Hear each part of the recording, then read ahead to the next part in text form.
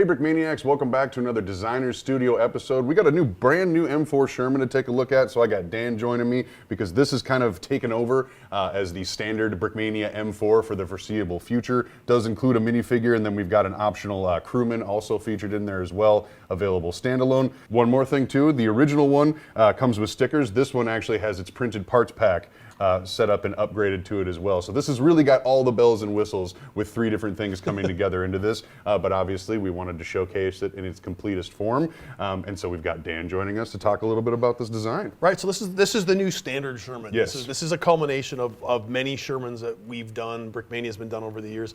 It is our #1 selling kit. Yes, has been. Tank. It's, if you go back through the history, it's the most requested, the most like, we can make them and we can never make enough. Yes. And we decided we were going to go with inexpensive, easy, Build at your own level, right? Right.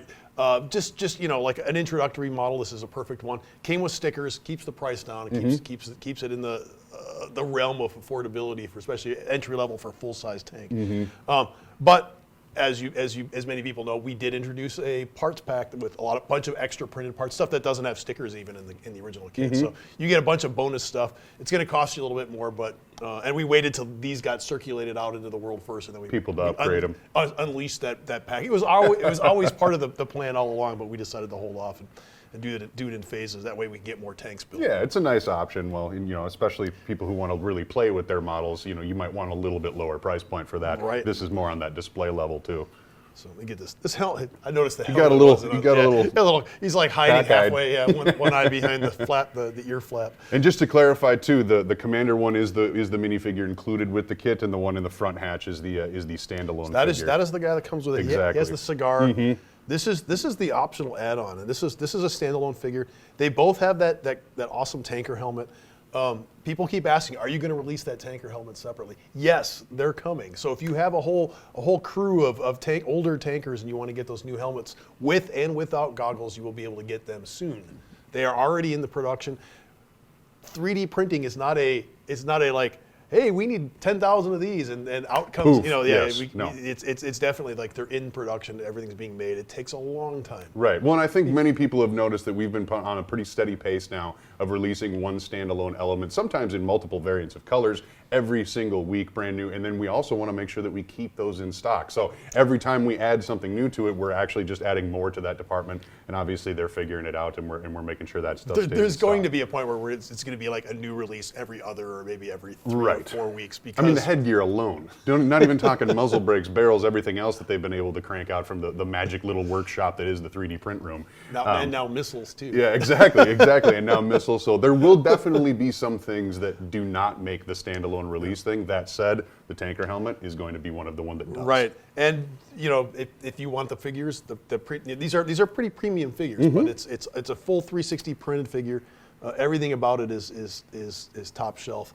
And it's a variant of a tanker that we've been making on and off over the last 10 years now. I guess. So it's just update all the time. So you can get your full crew on this tank. You have 3 opening hatches. We just show you right now. We have the driver's hatch open and the commander's hatch. So you can, if you wanted to have all your guys sitting in here, they do sit in here rather nicely. You don't have to do anything special. They will sit in there. You can pose them in the tank. You don't have to tear them in half in order to display them from your front. You could if you really wanted them to like way down in there. You just like put they're stick really the crouched. head coming out. Yeah, everything's possible, but we wanted to make sure that this was fully playable. This is kind of like the sweet spot we consider like playability features here. The turret does rotate. You do have the little brick arms gun in the ball turret. Which is always nice to see when it's not just a piece of flex tubing or something coming out of there. We love seeing that. And then the M2HB up on the back as well. There is a little, the engine compartment is open. I have it in the open position. Those hatches do open and close. And that's just so you can access this fun little feature. I didn't invent that. It was in right, but it is definitely one of the smaller tanks that we've seen that included on, and to have it as kind of one of the staple play features of the standard Sherman moving forward, I think is really cool. Right, it does have really smoothly rolling tracks. I can't even, it's hard to emphasize how nicely this thing rolls. I should also say these are our V3 tracks. that are on this. Yeah. So we're still in the process of getting some of the older V2s out of the system. There's nothing wrong with the V2s. It's just that the mold for the V3 is much more finely tuned. So the current tracks, the pandemic tracks we called, we had a lot of hard time getting that mold tuned up. It's just hard. It was harder. Took longer to do everything during the pandemic. Right. So we had a lot of flashing issues, a lot of inconsistencies. These new tracks, this new mold is just dynamite. It's out of this world. So while mold 3 is being in production now, mold 2 is being retuned. So then we'll be able to crank out. Starting in 2023, we'll be able to get those out for the public. Fantastic. Right now, we only have limited quantities, so they're going in kits. But man, is that ever? Yeah, that is definitely an upgrade. I mean, I think people who have watched these videos regularly have seen us plenty of times try to be like, well, it works on carpet, we promise. It works in which theory. It does. It works on paper. But exactly, but it is nice to be able to see just how smooth that is, It worked great in the animation. and you don't have like the giant loop down or whatever of the extra track links to try to get that friction. You'll eliminated. you'll get extra track links, and if you get extra track links, usually it's because we supply you with extra. Doesn't mean you have to put every track link on Yes, your tank. good point. So if your tank rolls and all the tracks roll off, like you might have a couple links. Tighten it up a little bit. Count yes. the little box in the corner of the instructions actually is Yeah, the right that's amount true. that you're supposed to put on there, the recommended amount. Of course, you can take our recommendation with a grain of salt if you want, but that's However you want to do it. That's the fun of it. Build it your way. Yeah. So design-wise, is this an antenna? That's the first time I've seen No. one of these. What is that? So this is pulled a little tighter actually. What every tank is bound to get in trouble at some point. is it a tow cable? Into a ditch. So they come they come from the factory with towing gear. Okay. In this case, they just have the one of the towing loops already pre-connected to the front loop for one of these tow hooks. There's one on each side here. So what'll happen is they'll have one pre-connected. This thing gets in trouble.